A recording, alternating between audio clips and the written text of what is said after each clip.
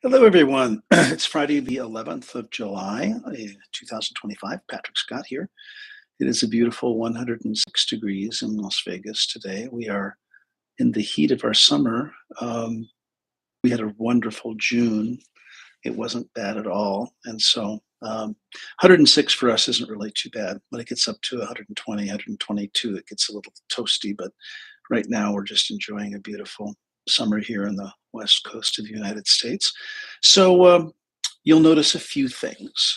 You'll see that the thumbnail of this, for my Hawaiian Huna students, it said alo, A-L-O.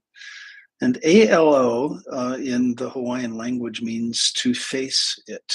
Now, it does mean the face. So, as a noun, alo can mean the face, but as a verb, it can mean to face things. And today's topic really is about assessing your progress on your spiritual path. We'll talk about the theories and kind of some of the theorists that I've studied and kind of how, like, what is this whole spirituality concept anyway? Why would I care? It seems like my life is a series of tasks that require doing, and that rather than being a human being, I'm a human doing every day, one thing after the next. Right down to, self-care and paying bills and going to work and task after task after task. And sort of, you know, in the common, I don't know, nomenclature of the day, the idioms of the day, we talk about, what's your spiritual path? What, spirituality. And so today I really want to talk about what is a spiritual path? What does it mean to be spiritual? Why would I care? Why should I care? What's the distinction between religion and spirituality? I do meet with a lot of veterans every week, and one of our questions in our intake form is, do you have any religious or spiritual practices? And I'm going to say today the lion's share of respondents. Hello, Joshua. And he says, I look radiant and effervescent. Well, I'll take it because it's Friday. It's 106. I'm sure Josh is in Phoenix. It might be a couple degrees warmer. Josh, what is the temperature in Phoenix at this moment? I'd love to know. 115. So there you go.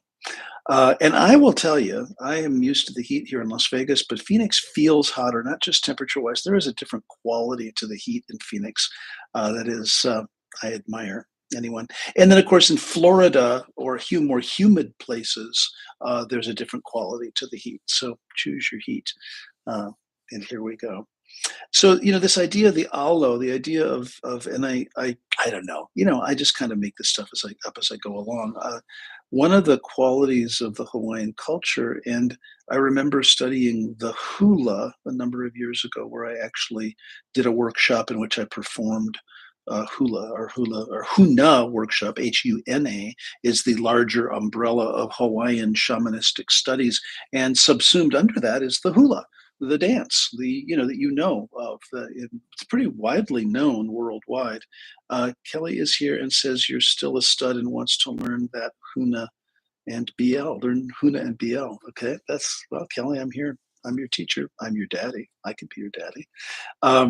Huna, we talk about a lot. BL is a whole nother rabbit hole that we're not going to go into. BL stands for boy love, and I'm not going to go into it. Just me, and it's not porn or anything. It's just a whole movement. And I work in the LGBTQ plus community, and there is a profound multi-billion-dollar Hollywood-like industry in Asia, in the primary countries of Asia, where they are producing these wonderful romances.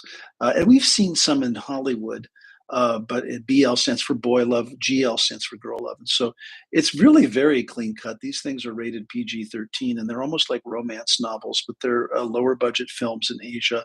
We had Brokeback Mountain here, and other more, LGBTQ friendly, most recently Red, White, and Royal Blue, which is, and if you follow me at all, you know that I'm a member of that community and that I support and I'm a big ally of LGBTQ rights and big advocate for it. And what I'm pleased to see, just to answer for the viewers out there, what does BL means? Huna means the Hawaiian Shamanistic Studies. We'll talk about that. BL is a whole movement of entertainment that features same-sex couples and unions, and it's really delightful. It's not at all what you think. It's not the typical, and I think that sometimes the LGBTQ community gets a bad rap because of the culture of the pride and the rainbow flag and the some of the at least American idiosyncrasies of that community, that are extremely campy and extremely over the top, and and I had a hard time with that when I was younger because I was confused, and the only role models back then were, very flamboyant people that I didn't feel like I fit in that culture. What I'm pleased to see in Asia, and this is all of the countries, well, major countries of Asia. So we're talking about Taiwan, certainly Hong Kong has a big production, People's Republic of China, Japan, Korea, the Philippines, Thailand. Thailand has one of the biggest producers of these kinds of series, and so Josh knows that I'm kind of getting into that from a cultural perspective, and it's just fun. It's just good fun. And in the BL world, there is no homophobia, and parents accept their children, very easily, and everybody's loving everybody, and it's really great. Like I said, these are not. This is not porn. It's not sexual. I mean, there's sexual, just like you would in any movie. There's the implication that couples are getting together, but it's not. It's not about. You talk about hentai or anime or other kinds of venues or modes of transmission. BL is in the last, I'm going to say, 10 to 12 years, is becoming quite the popular genre among, not surprisingly, straight women and gay men, who have movies and series they can watch. So anyway, that's that. So back to allo. Let's face it. Allo means, are you willing to face what's going on? And I was starting to talk about my learning the hula, the dance of the hula, and I participated in a workshop in Hawaii for several weeks in which I studied with a hula master. Now, I am not a dancer. I am not light on my feet.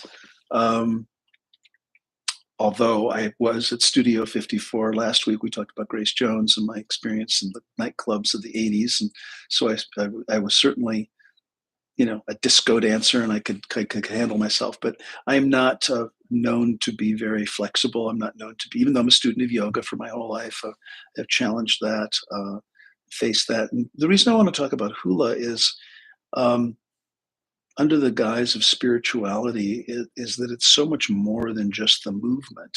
And if you've taken ballet or jazz or tap or Cunningham or modern dance or martial arts of any kind, karate, judo, taekwondo, tai chi, any of those, aikido, which I have, um, and hula, it all feels the same. That there is an aspect of the discipline.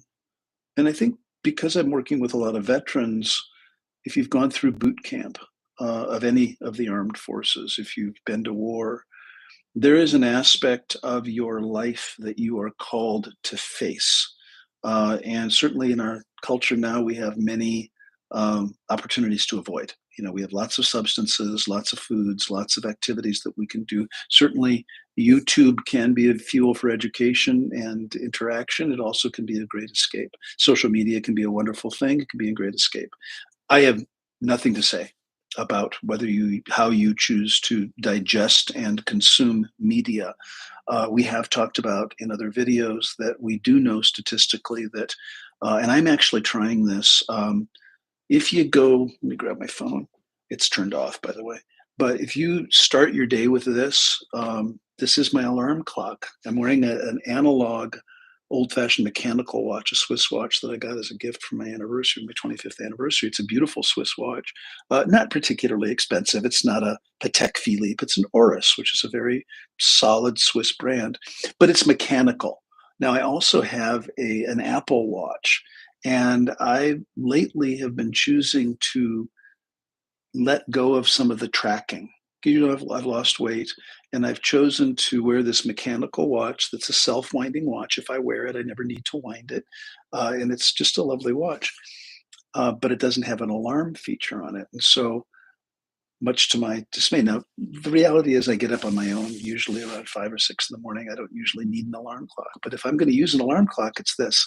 Many of you have there's a whole device where you can set your phone in a charger and it'll show the time, like your remember the clock radios we used to have by our bedside table. And this has become such an important integrated part of our daily life. And I talk about my mom and what she would do this. She would think it was cool. Uh, and she would think it was pretty ridiculous, the scams and the spams and the emails and the phone calls and all that stuff. Um, Josh has an old clock with the ringer for real, annoying as hell. Now, saw a guy that I'm following who's a fitness guy, and his challenge to us students of his is, can you go the first hour of your day without looking at this? I am not there. I am not there yet. Now, I don't sleep with it. I sleep with it, on the table. But I have been known, it's true confessions here.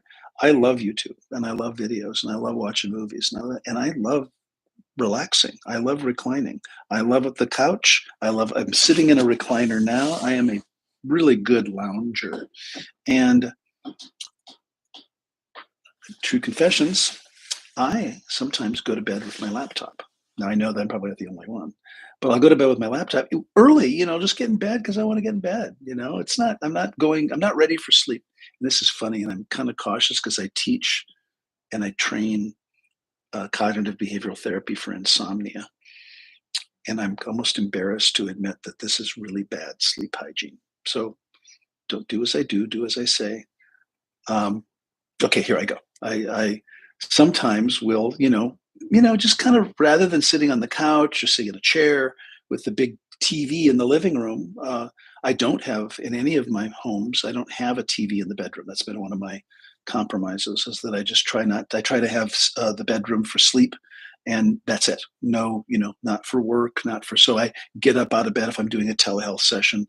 I get up out of bed to go to the living room of the office or whatever. So if I'm doing work, and that's been one of my things. But one of the guilty pleasures is sometimes, 9, 10 o'clock, I want to watch YouTube. I want to scroll. I want to watch a movie, but I don't want to do it on the TV. And so I'll take the laptop to bed. And so your ability to face your life is the Hawaiian term for alo, and to face. Oh gosh, there's just so many ways our human brains are. Denial is a wonderful thing. Denial is a defense mechanism.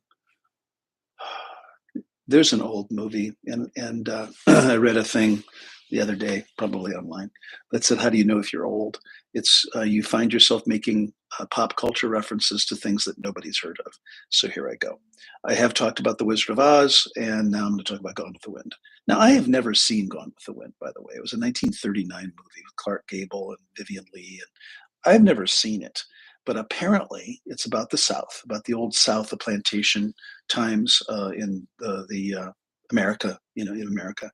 And Atlanta is burning, and somebody goes to Scarlett O'Hara and says, ma'am, what are we going to do, about the plantation? Atlanta is burning.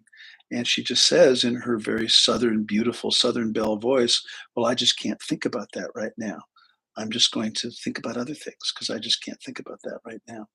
And I bet you find yourself sometimes going, you know what? Given the things I have to think about, or given the challenges and stresses of my daily life, my bills and my kids and my animals and my job, I do have some choice about what I'm going to think about. Now, what I'd like you to look at in terms of this video today, what are those things that you routinely avoid? You routinely don't want to think about. You push to the side. Things you won't follow, you won't face. And I'm going to give you a bunch of examples. Now, this is not by way of criticism. This is by way of self-evaluation, not self-criticism, not self-deprecation, not putting yourself down, but to tell the truth about what are those. And I'm going to give you a host of examples using my own life and what I do and what I'm currently looking at. And this is under the guise of what does it mean to be spiritual? What does it mean to face your karma, if you will. The Buddhists use the word karma. Karma literally just translates to action, but we have patterns of behavior, things that we've inherited, patterns of familial lineage kinds of things, and so on. And so, what are the things that, and I know some of you here on this call right now, I have patterns of addiction, my addiction runs in my family. And, this is very funny. Oh, Dr. Scott, you don't struggle with addiction. It's not you, you know. And it's so interesting because I'll say, well, I don't know. I was 500 pounds by the time I was 15 and 150 pounds by the time I was 20. I'm just going to let that hang in the air. 500 pounds, and I have pictures by the time I was 20, by the time I was 15. My mom took me to a doctor. They had to use an agricultural uh, scale to weigh me because no scale in a doctor's office could weigh anybody that heavy. But just so you know, so I'm not exaggerating, 497. Dr. Smith, his name was really Dr. Smith, in Jonathan Medical Center in Chaska, Minnesota. And the doctor tried to instill the fear of God into me, basically saying, son, you're 15, you're almost 500 pounds. You will not live to be 20 if you don't lose this weight. So I did. I went on a big diet, and it's a long story. And by the time I was 20, I was pretty rail thin, 150, 6'3", and the modeling stories and all that sort of stuff. And I worked as a model for several years, 5 or 6 years. And my point is, you don't get to be 500 pounds without having an eating disorder. There, I said it. Now I can say, oh, well, it was genetics and I come from obesity and everybody in my family was grossly morbidly obese, which is true. I also come from a family of cigarette smokers. I also come from a family of pot smokers. I also come from a family of drinkers, big drinkers.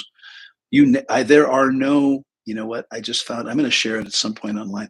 I went to my brother and his wife's house over the 4th of July holiday, and I got a new picture of my mother, well into her 60s. And it is a picture without a bourbon and without a cigarette. It is the only picture I now have of my mother without a drink and a cigarette in her hand. And so even though I'm using this by way of what are you facing or not facing, right? And addiction, my addiction to food, my addiction to wine. And I'm just saying this, I'm not beating myself up. I'm not even, I could say that I'm in recovery. I could say that this last few years since cancer, I've been in recovery from cancer. I've been in recovery from being morbidly obese. You know my story. I'm not currently doing a 12-step program, an AA or an NA or an OA, Overeaters Anonymous program. I have done 12-step programs in the past. I've told you about my brother, the older, wiser Dr. Scott, who's 50 years sober. He has the chip, the 50-year chip. It has a big blue L on it. And if you know 12-step and AA, they use Roman numerals to enumerate the years of sobriety. And I'm proud, and he's proud. And I'm not ashamed. My point in sharing this with you, lest you look at me like, wow, he's got it all handled and he's never struggled with anything. My entire life has been avoiding looking at eating. I avoid getting on the scale. I avoided looking in the mirror. I avoid having pictures taken. I avoided clothing, certain kinds of clothing. I went swimming in a bathing suit in a pool at my niece's house. No shirt. I put sunscreen on, just so you know. And that was a big deal for me, to just let my body hang out in all of its glory and grandeur. I'm using this as an example of each of us on our spiritual path have karmic patterns, things that we've brought into this life that warrant our attention. Now, for some of you, food is not an issue. Alcohol is not an issue. Drugs of any kind are not an issue. If you have something else, relationships or money or career or, something else. I am deeply concerned about a relative of mine who's young. He's 21, and he doesn't I can't tell that he actually does anything. I can't tell if he's going to school. I mean, I know that he's not going to school. I know that he's not working. I know that he doesn't have a driver's license. I know that he lives in his mom's basement. And I'm concerned for him, deeply concerned. I was over there this weekend and he was in bed all day. He never even came out. And I'm not going to use his name, and I don't know if he'll see this, but I'm, deeply concerned for him. I would help him, but I can't chase him, Um, and so to allo means, are you willing to look into those aspects of your consciousness that are less comfortable, right? Now, I am not suggesting that you must. I am suggesting that by means of self evaluation, you consider what are those things that are the least comfortable in the arena of career or education or self care or physicality, sexuality. I was in the closet, as it were. When I was younger, it was so long ago that I was bullied for things, but not gay. I was bullied for being fat. I was bullied for being a nerd. I was bullied for being a band kid, or a theater kid. I was not bullied for being gay because gay wasn't even on the table. It wasn't even, nobody even talked about it. It wasn't, today it's much more ever present, right? I have permission to use Joshua Hayduk as an example, and I'm going to use him as an example because he's a good one. And I'm going to go way back. So some of you know that Josh works for me. Josh is sort of a de facto adopted son. Rick and I have 10, and when I say adopted, not legally, there is a tradition in the Hawaiian culture called hanai, Hanai. And it means when a child needs help, you help them. If your brother or sister has too many kids, you take one.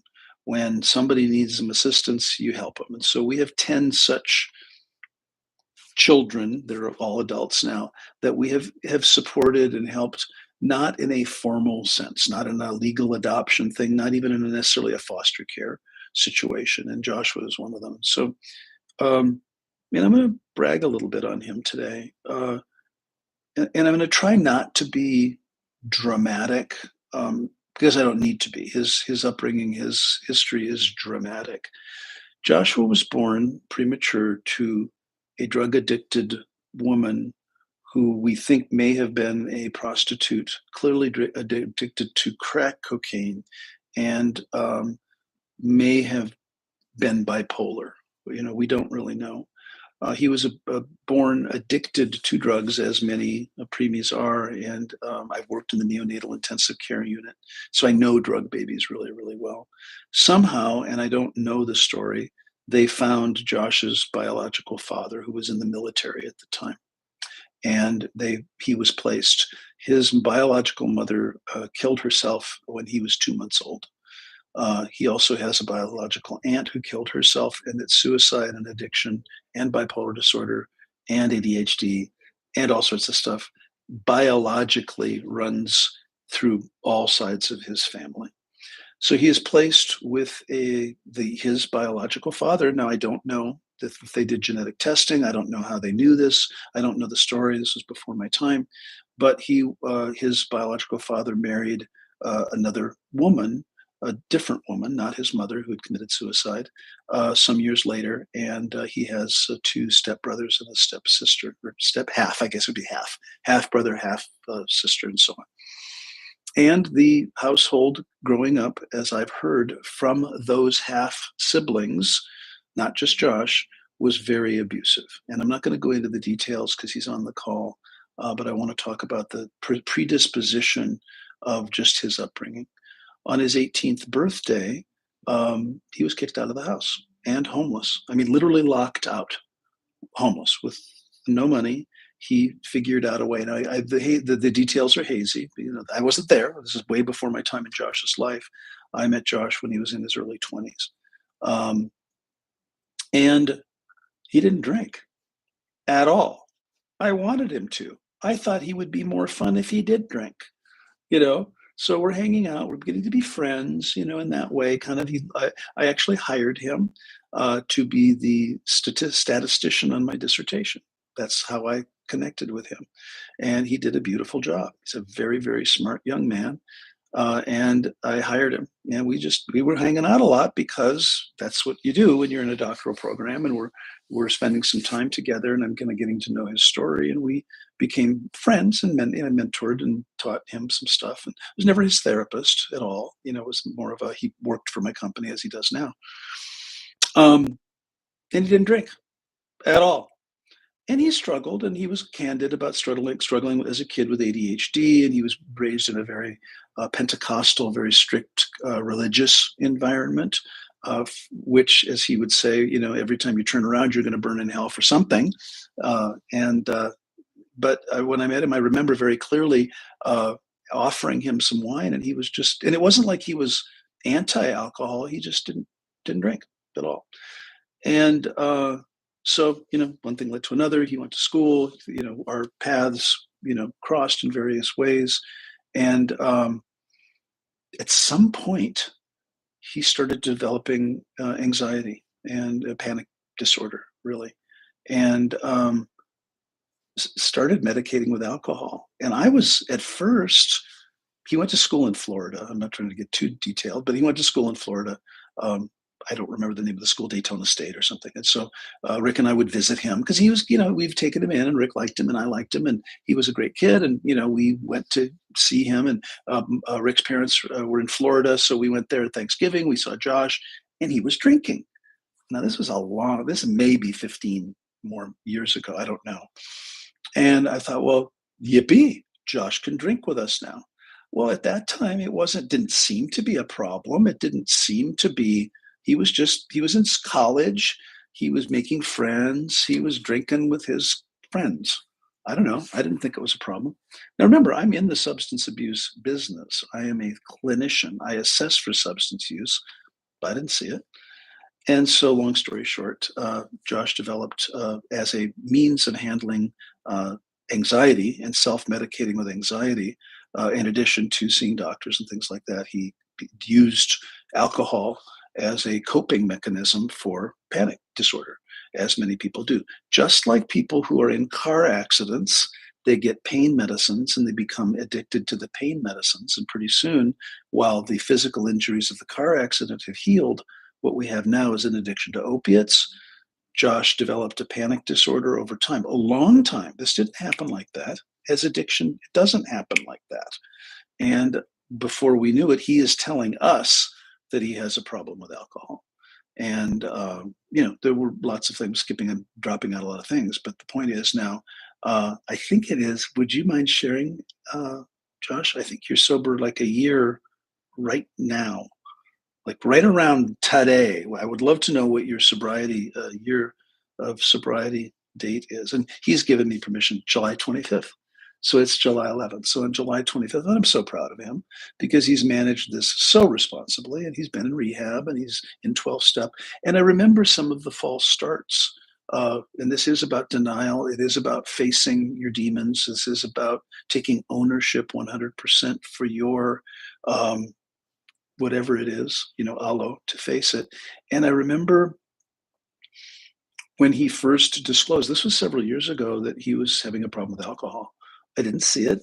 I didn't want to see it. I may have poo-pooed it. I may have went, oh, come on, you enjoy some alcohol, so what? You don't drink as much as my mom did. You don't drink as much as my brother did, you know. But he, from what I understand, because what he told me was he was kind of a closet drinker. He would drink by himself. He would go to whatever the store, buy some alcohol of some sort, and just drink alone, in at home or whatever, and was drinking a lot. And then and as addiction goes, pick your addiction, it doesn't get better on its own. It typically only gets worse. And there was a point, and I don't remember the details, where he went into rehab the first time and started to address and face, this addiction. And I say that 25th is his first year. He's had a number of relapses, which we build into treatment, and we understand that part of addiction is relapse. He had, I think, up to 200 days of sobriety several times. And so then he would relapse. And if you know anything about the 12-step tradition, his highest Prior to this, the longest period of sobriety was 207 days. He would relapse for a day or two, and then in the tradition of AA, you start over. And so he's had probably in an aggregate fashion years of sobriety now, really, if you count up the days. But that given the tradition of the 12-step program and the AA tradition, if you relapse and you drink even at all one day, that you got to start over, and that's just kind of the way they do it. And whether you like that or don't like that, and there are a lot of people in the addictions community that don't care for AA, but AA is a peer-supported, free, uh, and it shows, addiction stuff, man. I don't care if you've ever quit smoking or quit sugar or quit any kind of a habit. Changing your behavior is one of those facing it things that's really, really hard. So I just wanted to express my appreciation for Josh, and for so proud that he's doing this. And years ago, when he first started on the path, so this is ideas like what is spirituality and what is our path and how do we self-evaluate our progress on the path. Progress is not a linear trajectory, you know, and I think we can just beat ourselves up because we want to go from here to here, and it should be a straight line, and we should be have no tumbles, we should have no false starts. And the reality is, in my experience, all progress is fraught with relapse and stumbling and obstacles. And you take steps forward and three steps back, and so on, all the cliches. And so, what I want to impart to you, and I want to use Josh as an example, is that there is no wasted effort. Whatever you're doing, however it is, there is no failure, there's only feedback. And they sound like I'm full of cliches today. um, I remember thinking to myself as he's talking to me about how he can do it on his own, I really try not to be the lecturing dad. I really try to not be the advice giving dad. Rick is good, and he's the advice giver. He will tell you in no uncertain terms what you need to do. And I've just learned in my history, just being a therapist, that people need to find their own solutions and find their own answers. And I just remember when he said, I'm not really so into AA. It's a little too much God for me. I have some trauma around God and Jesus in my background. I don't know that I can really handle the whole higher power thing. And he's doing what he's doing. I'm so sober. I can do it myself. I can do it myself. And I don't really know how many relapses we have, and we don't need to put him on the spot. But there were several false starts, And at the point, and I'm just going to say that at the point he embraced the 12 step and got a sponsor and started working through the steps, because it is a lifestyle. And just like I have owned that I'm an eating disordered person. Now listen carefully. You could look at me and go, "What are you talking about?" I had my trainer come over last night. We went through my refrigerator. We cleared out some other things. I am seeing a new practitioner next week, an applied kinesiologist, to go over some things. I am very mindful every single day of what I put in my mouth. There are those of you that may have other addictions to gambling or to, I don't even know what, sex, drugs, rock and roll, who knows? You get to decide. You're an adult, and you get to decide what your relationship to those things are. And what I'd challenge you to do is to take a look at, what are you avoiding? What issue dare not speak its name? For me, as a child and as a young adult, being gay was just like, I can't even go there. My mom told me, and this is funny, it was totally okay. Gay people theoretically were okay, right? She had no issue. My sister had no issue, but it wasn't okay for me. And she told me when I was 24, and I had a girlfriend, and I was sort of pre-engaged to this girl. And she said, "If I ever find out you're gay, I'll kill you." Now, she didn't mean literally kill me, but she was like, "There's, no son of mine is going to be gay." Well, I'm 24. I'm starting to figure it out, right? At 24, it's like, okay, I have this girlfriend. She wants to get married. I'm not so interested in getting married. I'm not so interested in babies right now. I'm not fully aware that I am, attracted to the same sex, but I kind of got to own it. And for those people in the LGBT community, or being trans or whatever, there is a process of self-discovery. And the first stage of that is realizing you're different, and it dare not speak its name. And depending on your culture, your family of origin, your religion, that process can be decades. when I was a master's student years ago, I did a study on men who married straight married men who had sex with other men. It's kind of a common thing now, but that was very revolutionary in 1990. And I would ask these guys who came out, they were married for 20 years, they had a family, and then in their 40s, 50s, 60s, realized, decided, came out, decided that they were gay. And I remember asking them, now again, I didn't come out till I was about 25 after my mother passed away. Kids are coming out, much earlier now because there's much more support for them. But I remember asking some of these older guys, like, didn't you know? And like, how did that work? You're married, you have a wife, you're having sex with your wife, you've got 4 kids. How all of a sudden at 60 did you decide that it was okay? And they all said pretty uniformly in the study, and I did publish the study. They said it's denial. It's the thing that dare not speak its name. And I said, well, were you attracted to men? Oh yeah, but I wouldn't look. And one guy even talked about he was looking like at a men's fashion magazine like GQ or Esquire or something. And if there was an ad for men's swimwear or shorts or a man with a shirt and no shirt on or something, as there are in men's magazines, he would just turn the page really quickly because it was the taboo that dare not speak its name. And so whether you look at alcohol, you look at drugs, you look at how you are self-medicating. Now, the intention of today's live is for you to self-evaluate your progress on the spiritual path. It is not to beat yourself up and to do any sort of self-deprecating and, oh my God, I'm a mess because I'm denying my addiction to Reese's Pieces, whatever it is. I'm joking. Reese's Pieces are fabulous. But it is to look at what are those things for years. I told you I'd give you a lot of examples. So we're talking about alcohol. You can talk about drugs. At what point does your recreational use of anything become a problem? And that only you can say that. People come to me every day. I'm here in the office and they say, well, am I an addict or not?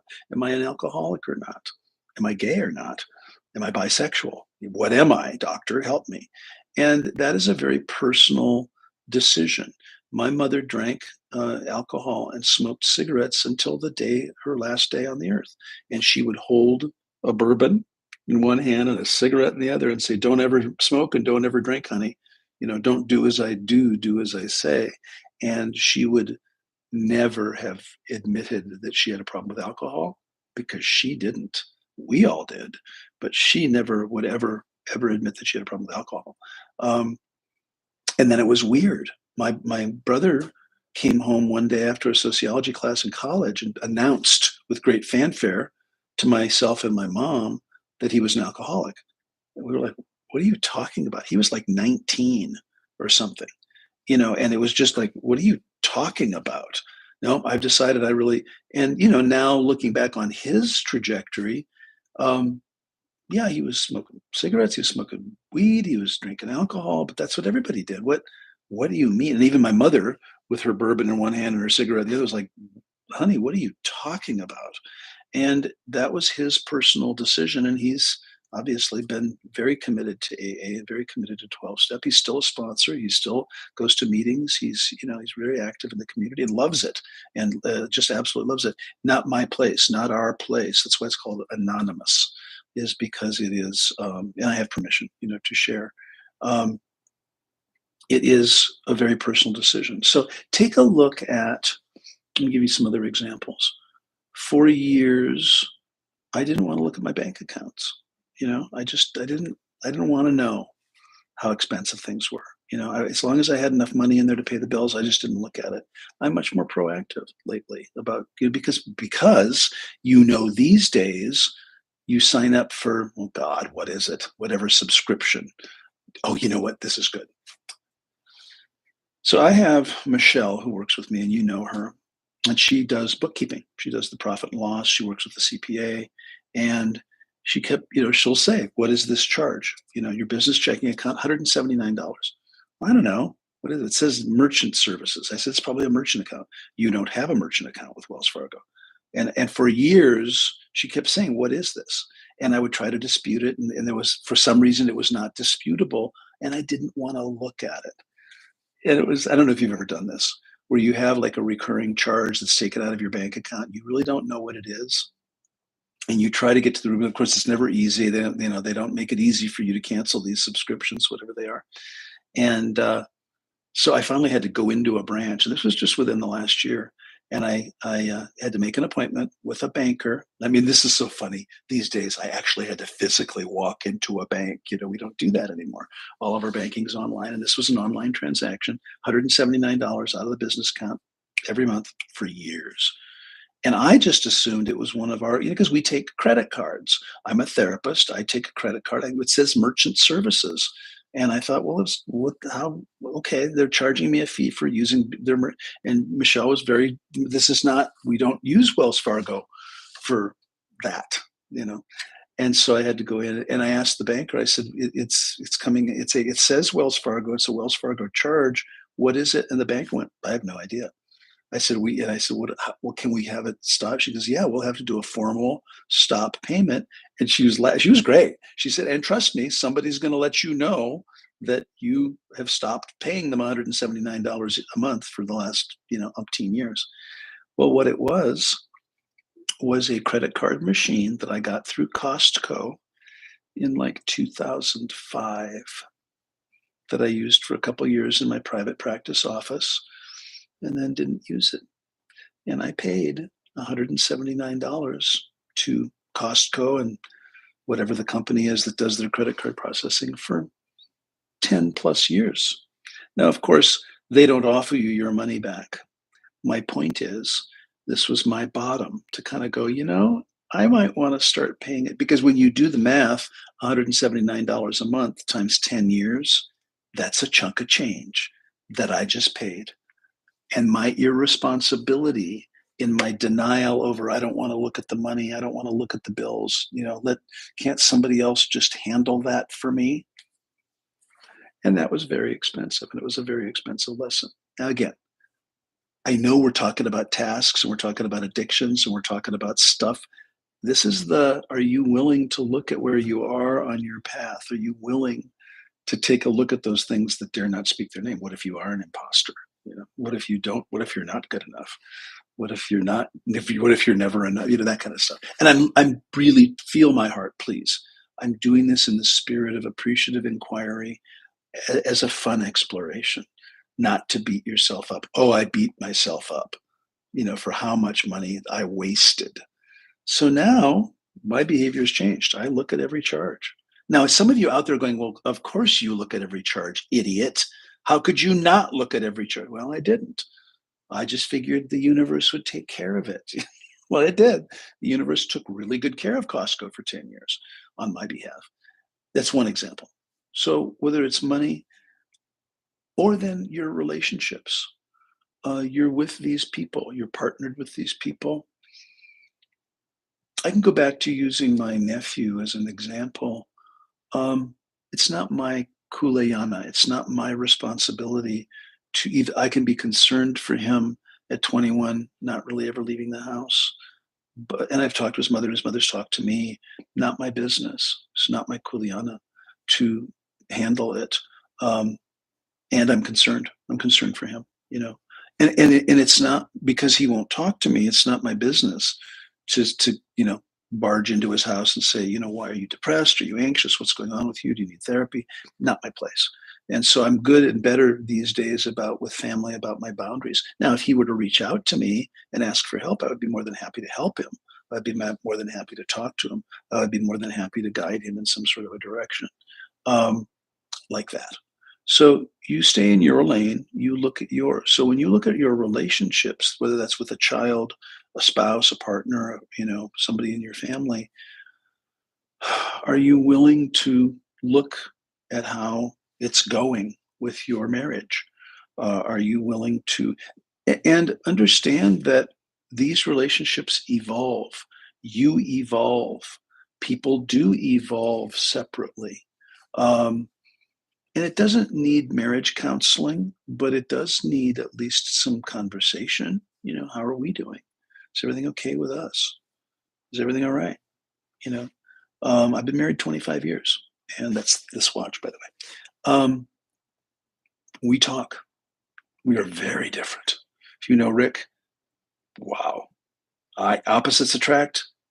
Hello, because we could not be more different. It's a beautiful thing. We figure out ways to connect. We figure out ways to keep it going. We figure out ways to keep it lively.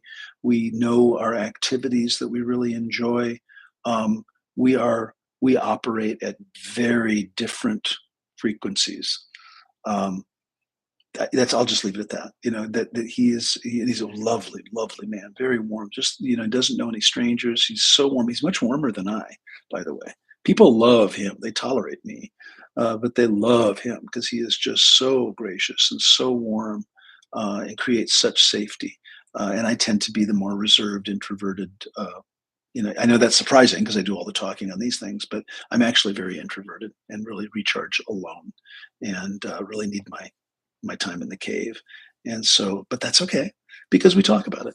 And he knows that I need my space and he knows that I need my quiet time. And I know he needs movement. I know that he needs to be moving and doing things. And so we compromise. And I come home and we go out and we go walking and we go shopping and we go driving and we go on road trips and we do things that help us both meet our needs together. And so, are you willing to look at your relationships? And I don't mean just romantic relationships, all relationships, relationships with your children, and face those things. So, let's talk about, before we conclude today, the spiritual path and the sort of the theories around how and why do we incarnate? Why do we occupy these bodies? The authors are Sylvia Brown, James von Prague, Brian Weiss, Carolyn Mace, Wayne Dyer, Andrew Weil, Deepak Chopra, Bruce Lipton, Meg Wheatley. I could give you a number of them, and you can pick your theory. And I never need to be right. I'm not saying this because I know I'm right. I'm just saying this is a point of view. So the point of view is that we have a soul, and that our soul is unending. Our soul never dies, and that our soul incarnates at some point, and there are old souls, and that there are younger souls, and that all of us are equal in the eyes of our Creator, and that we typically have a gender preference, meaning male or female, on the other side, but that we incarnate over the course of hundreds, thousands of lifetimes in various genders, and that the other side, or heaven, as it's called in some cultures, is a vibrational frequency that's different, and it is more energetic than physical. The earth plane is a dense physical plane. We occupy these bodies, and our souls come into these bodies at the time of conception and in utero, in and out. And so I've done a lot of past life regression where people have been regressed into, and I'm not going to get into the how do you remember that and all that sort of thing. Plenty of research on near death experiences on people who have consciousness after death and before death and during death and all that stuff. That's not the purpose of today's talk.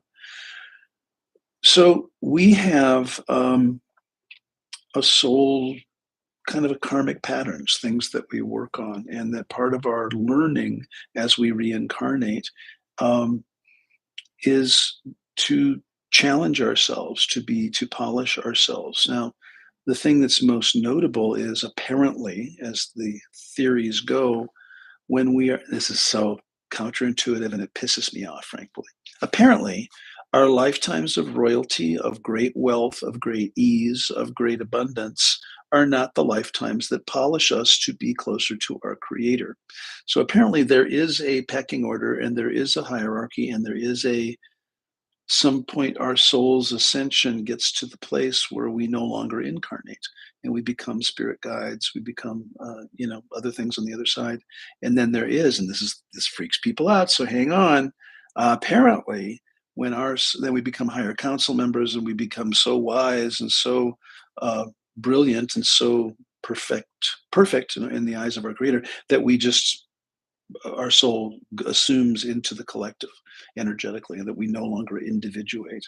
And that's really hard. It's hard to understand that we're just done. Our soul's journey is done, and we don't die, but we energetically just go into the collective, and we don't incarnate anymore. And so that's hard for people to understand.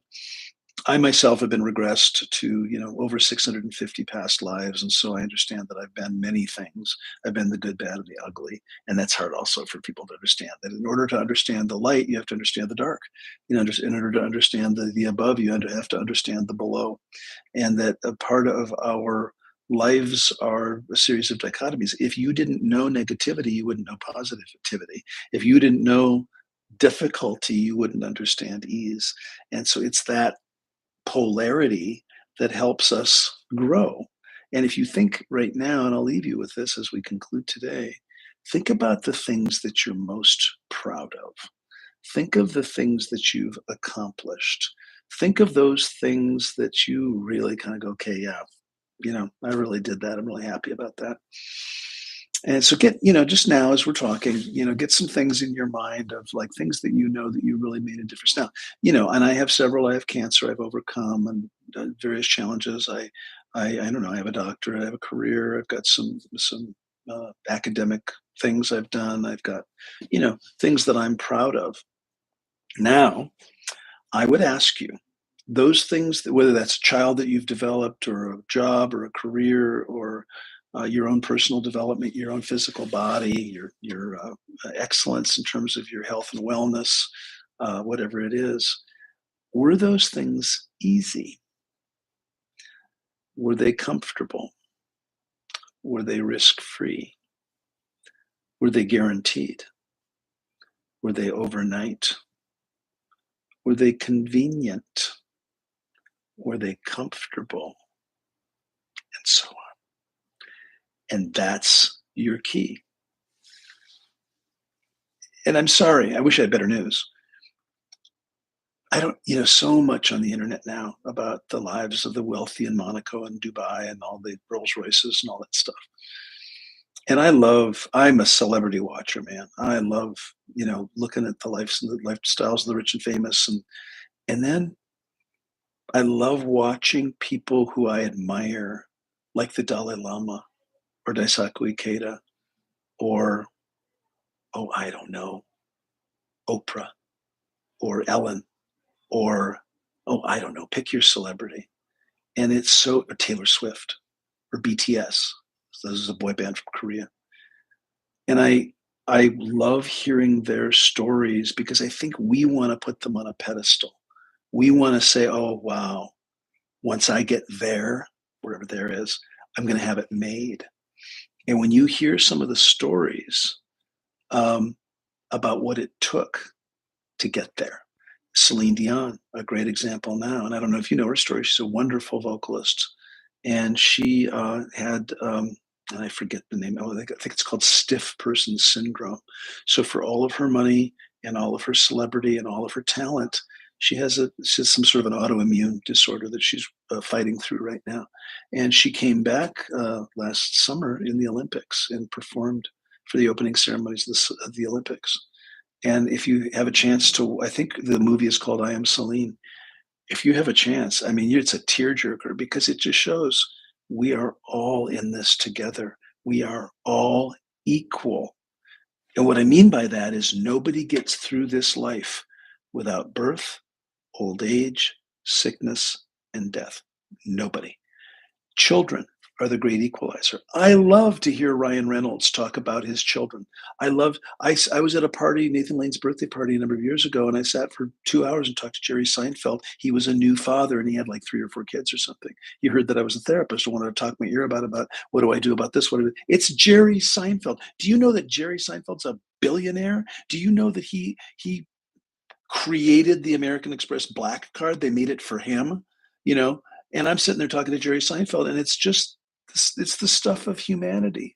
He wants to talk about his kids, but what do I do when my 8-year-old talks back to me? It's stuff like that. There's a movie. I love Robin Williams, and again, some of these are older references. And I love Nathan Lane. I don't want to say Nathan Lane and I are friends. We have mutual friends, and I've know of him, and I've interacted with his friends. I'm not going to go into it, but I did go to his 50th birthday party in New York City a number of years ago, and I was starstruck. Most recently, he talks about, and the tragedy of Robin Williams, right? And he talks about what it was like working with Robin Williams on that movie, The Birdcage. Now, this is an old movie now. I mean, we're coming on 25, 26 years. This was in 1998 or 1999, I think. And it's an old French adaptation of a Broadway musical called La Cage aux Folles. And it was a brilliant movie. If you can watch it, it's one of my favorite movies of all time. And he talked about how Nathan Lane, who was just he had been a stand-up comic. He'd done musical theater, but this was a big blockbuster movie with Gene Hackman and Robin Williams, and he's a lead in this movie, and how nervous he was. And he talked about Robin Williams, just his way, the masterful way he would crack jokes to try to make everyone, particularly Nathan, feel at ease. And it brings me to tears to think about the humanity, and we want to put them on a pedestal and think that they have no insecurities and that they've got it made and that they're rich and it's just so easy.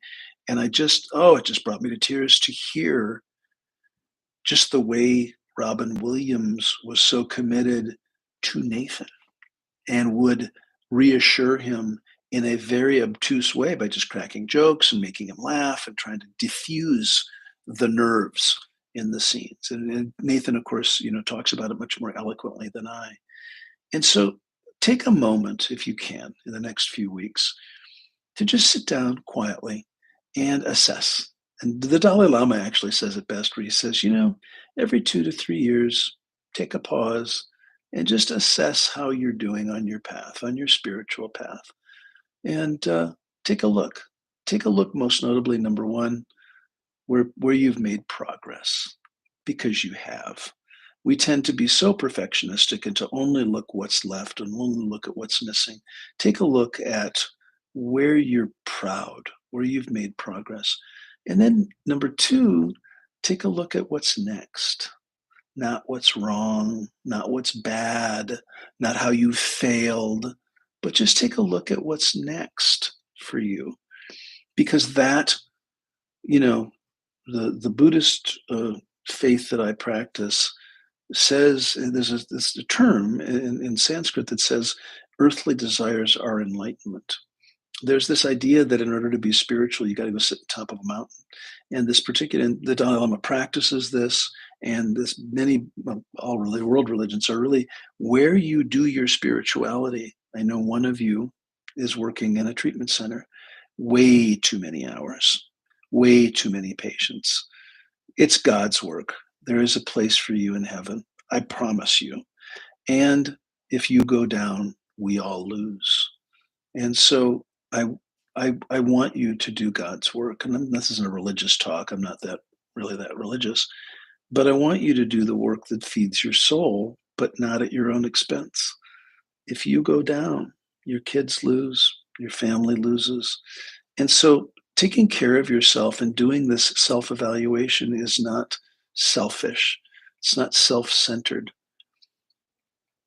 Learn that caring for yourself is caring for others, because if you care for yourself, you are way more capable and powerful to assist others on the path. So with that, we will conclude today. I appreciate your time and attention, and we will see you next week for another YouTube Live.